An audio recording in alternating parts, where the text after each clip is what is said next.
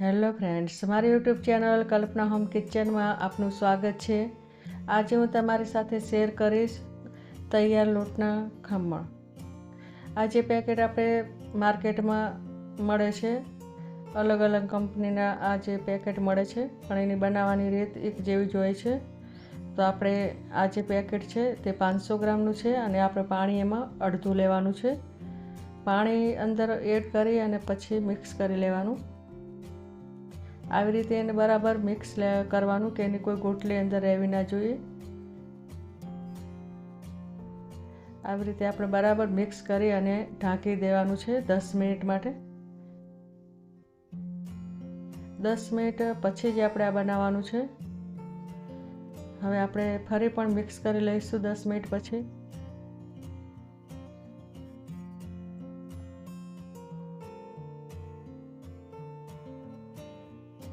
હવે આવી રીતે બરાબર મિક્સ કરી અને પછી આપણે આના અંદર જ એક સોડાનું પેકેટ આવે છે, જે તૈયાર લોટના અંદર જ મૂકેલું હોય છે।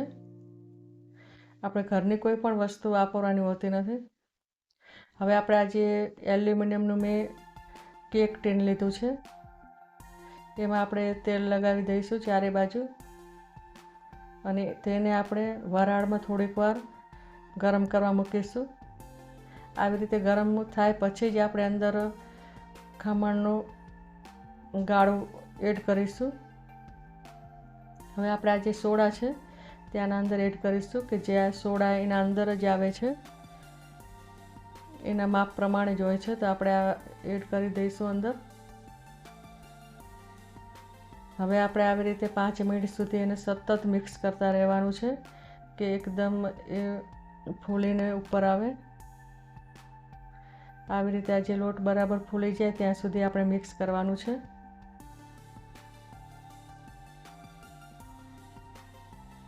હવે આપણે આ જે ટીન મૂક્યું હતું તે પણ ગરમ થઈ ગયું છે, તો એના અંદર એડ કરીશું। આવી રીતે જે કેક ટીન છે એને ગરમ કરવા મૂકવાથી જાળી સારી પડે છે અંદર। હવે આપણે આને ઢાંકી દઈશું 10 મિનિટ માટે। હવે સાઈડમાં પણ આપણે બીજી પણ મૂકી દઈશું થાળી। આ થાળીમાં જલ્દી થઈ જાય છે, તો આપણે એક થાળી મૂકીશું આમાં।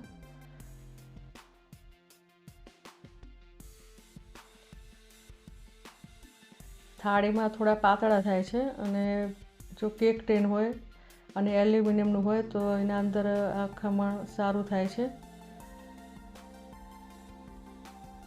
હવે આપણે આ થાળી ગરમ થઈ ગઈ છે, તો આના અંદર પણ આપણે એડ કરીશું।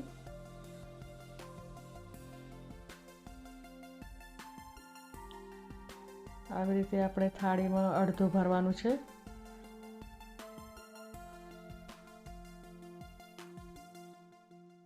આને પણ આપણે ઢાંકી દઈશું 10 મિનિટ માટે।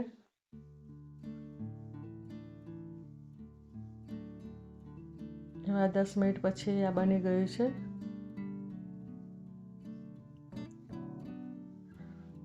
તેને આપણે બહાર કાઢી લઈશું અને આવી રીતે જોઈ લેવાનું ટૂપકીનથી કે ચપ્પાની મદદથી કે જો કાચું ના હોય, કાચું હોય તો તે ચપ્પામાં ચોંટે છે, તો એને ફરી આપણે ગરમ કરવાનું। હવે આવી રીતે આપણે આ પણ તૈયાર થઈ ગયું છે, આને પણ આપણે બહાર કાઢી લઈશું। આવી રીતે જોઈ લેવાનું, જો કાચું હોય તો આપણે ફરી પણ એને વરાળથી બાફવા મૂકવાનું। આ તૈયાર થઈ ગયું છે।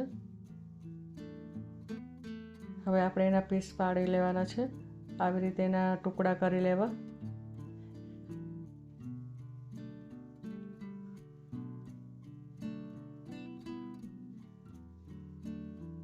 આના ટુકડા પણ એકદમ સરસ પડી જાય છે।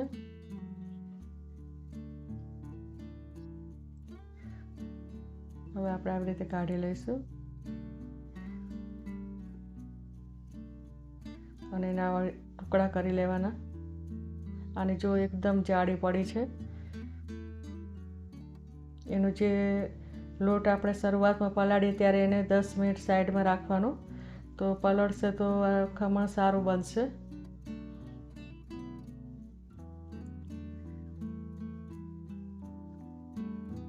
આવી રીતે આપણે બધા જ ટુકડા કરી લેવાના. આ બજાર જેવું જ સરસ બને છે. જો કોઈ મહેમાન આવે તો આપણે 10 જ મિનિટમાં બનાવીને તૈયાર કરી લઈએ છીએ.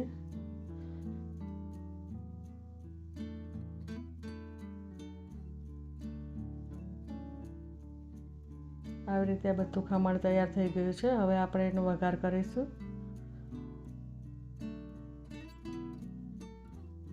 વઘાર કરવા માટે આપણે 100 ગ્રામ તેલ લઈશું.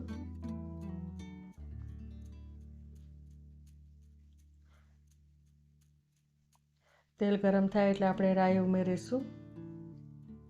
રાઈ બરાબર અંદર ફૂટે પછી જ આપણે અંદર મીઠી લીમડીના પાન ઉમેરીશું અને બરાબર ફૂટવા દેવાની છે રાઈને.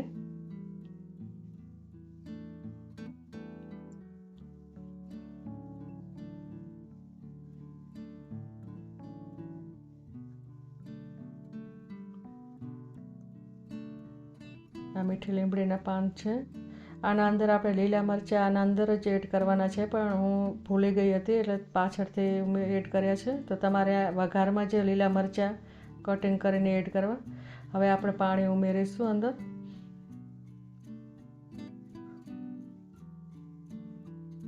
હવે આપણે ખાંડ અંદર એડ કરીશું 400 ગ્રામ. હવે આનું જે ખાંડ છે એ બરાબર ઓગાળવાની છે અને આનું થોડું જાડું પ્રવાહી તૈયાર કરવાનું છે. જે આપણે એક તારની ચાસણી બનાવીએ છીએ તેનાથી અડધું કરવાનું છે જાડું. હવે આવી રીતે આ લીલા મરચાં મેં એડ કર્યા છે, પણ આ વઘારમાં જ એડ કરવાના હતા.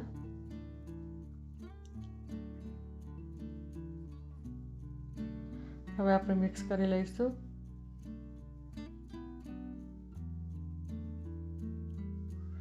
આવી રીતે આપણે એનું જાડું પાણી બનાવવાનું છે. આનું કોઈ તાર બનાવવાનું નથી. હવે આપણે થોડું કરી અને પાણી અંદર એડ કરીશું અને આપણે આ જે ખાંડનું પાણી છે એ થોડું ઠંડુ થાય પછી જ આના અંદર એડ કરવાનું છે. જો તમે એકદમ ગરમ પાણી એડ કરશો તો ખમણ બધા તૂટી જશે. તો આપણે આ જે ખાંડનું પાણી છે એ ઠંડુ થાય પછી જ એડ કરીશું. આવી રીતે આપણે થોડું પાણી એડ કરવાનું. આ ખમણ બજાર જેવા એકદમ સરસ બને છે.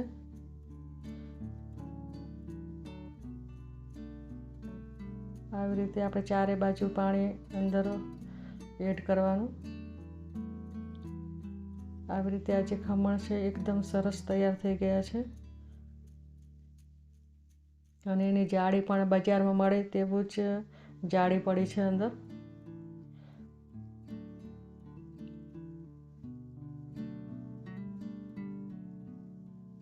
તો ફ્રેન્ડ્સ, આ મારી રેસીપી તમને કેવી લાગી?